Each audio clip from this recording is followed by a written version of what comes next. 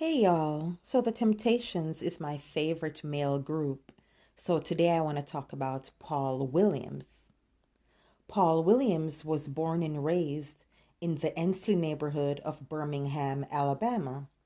He was the son of Sophia and Rufus Williams, a gospel singer in a gospel music vocal group called the Ensley Jubilee Singers.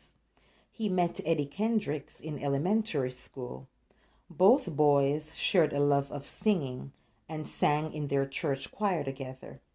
As teenagers, Paul, Eddie Kendricks, and Kel Osborne and Willie Whaler performed in a secular singing group known as the Cavaliers, with hopes of making it big in the music industry.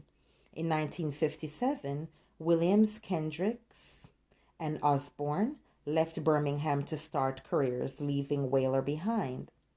Now known as the Primes, the trio moved to Cleveland, Ohio, and eventually found a manager in Mr. Milton Jenkins, who moved the group to Detroit, Michigan. Although the Primes never recorded, they were successful performers and even launched a spin off female group called the Primettes, who later became the Supremes. In 1961, Kel Osborne moved to California and the Primes broke up. Eddie Kendricks went back to Alabama, but visited Paul in Detroit shortly after. While on this visit, he and Paul found out that Otis Williams, head of a Detroit act known as The Distance, had two openings in his group's lineup. Paul Williams and Kendricks joined Otis Williams, Melvin Franklin, and Elbridge Bryant to form the Elgins, who signed to the local Motown label in 1961 after first changing their name to The Temptations. Even though The Temptations had a record deal, the group had a long series of failed singles before finally hitting the Billboard Top 20 in 1964 with The Way You Do the Things You Do. More hits quickly followed, including My Girl, Ain't Too Proud to Beg, and I Know I'm Losing You. Although Paul had been the group's original lead singer during its formative years, by 1965 his role was given to David Ruffin and Eddie Kendricks, who had both sung lead on Temptations' hit singles. As such, Williams was often overlooked for leads, even on album tracks and B-sides, prompting him to complain, I can sing too. In response, he was given lead vocals on the song Don't Look Back, 1965. Paul sang lead on several of the group's songs and served as the main lead singer during the group's early years. His early leads include Your Wonderful Love, 1961, Slow Down Heart, 1962, I Want a Love I Can See, 1963, and Oh Mother of Mine, 1961, the group's first single, and Farewell My Love, 1963, both shared with Eddie Kendricks. Considered the Temptations' best dancer, Paul served as the group's original choreographer. He came up with the routines for his group and the Supremes' Stop in the Name of Love routine before Collie Atkins took over that role for all of Motown's acts. Paul later leads on Temptations songs include Just Another Lonely Night, 1965, No More Water in the Well, 1967, and a cover version of Hey Girl, 1969.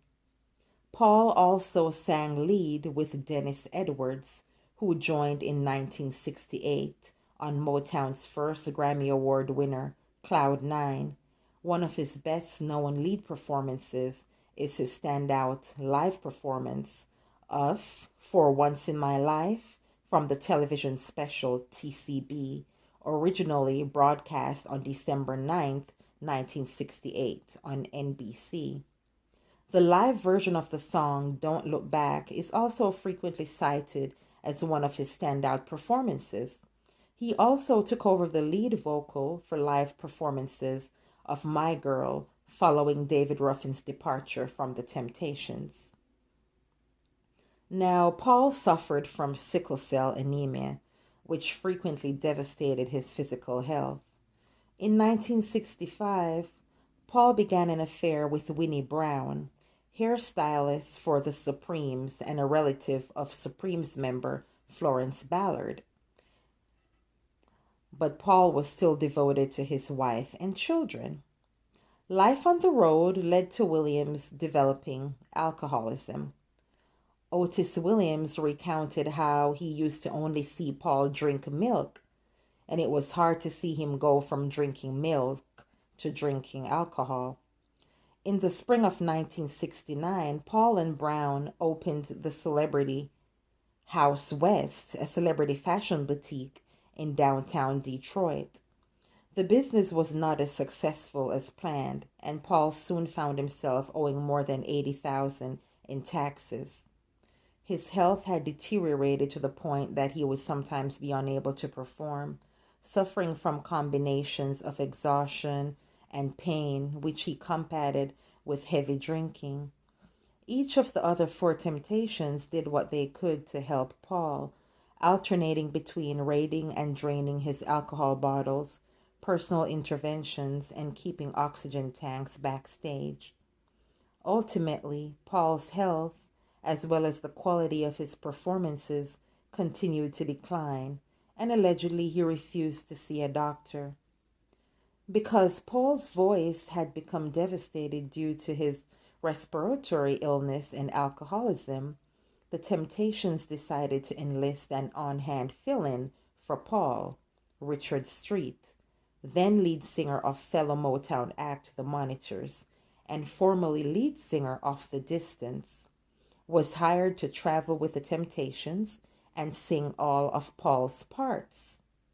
When Paul was not well enough to go on, Street took his place on stage. In April 1971, Paul went to see a doctor. The doctor found a spot on Paul's liver and advised him to retire from the group altogether. Paul left the group and Street became his permanent replacement. In support of helping Paul get back on his feet, he was paid his 1/5 share of the group's royalties and kept on the payroll as an advisor and choreographer for the next 2 years. By early 1973, Paul began recording solo material for Motown. Eddie Kendricks, who had quit the Temptations just before Paul left, produced and co-wrote Paul's first single, Feel Like Giving Up, with Once You Had a Heart as its B-side. But by the following summer, Motown declined to release the single. On August 17, 1973, Paul was found dead inside a car parked in an alley, having just left the new house of his then-girlfriend after an argument. A gun was found near his body. His death was ruled as an apparent suicide. Unexplained circumstances surrounding his death caused his family to suspect some kind of foul play.